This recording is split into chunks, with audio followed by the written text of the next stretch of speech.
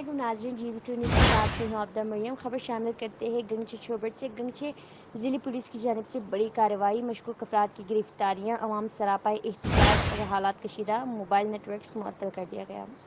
ٹیلی communication مکمل جام اور ابتدائی اطلاعات کے مطابق پولیس ذرائع کا کہنا ہے کہ گنگچے پولیس کی جانب سے 4 سالوں سے لاپتہ فوجی جوان کی بازیابی کے لیے چھاپے اور تلاشیوں کا آغاز کیا گیا۔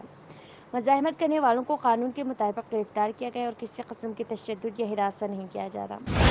اس کے رد عمل میں عوام کی بڑی تعداد سراپا احتجاج ہے اور عوام کا کہنا ہے کہ بے بنیاد وجوہات کے مطابق رات گئے پرامن علاقے کے قریب عوام کو رات گئے ہراساں کیا جا رہا ہے، چادر اور چادر والوں کے تقدس کو پامال کیا گیا۔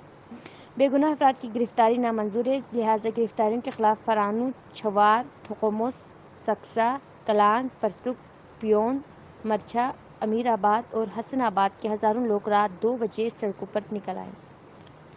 خپلوں کی طرف سے مارچ کرنے کا فیصلہ، علاقہ میں انٹرنیٹ سروس سمیت موبائل سگنل جام کر دیا گیا۔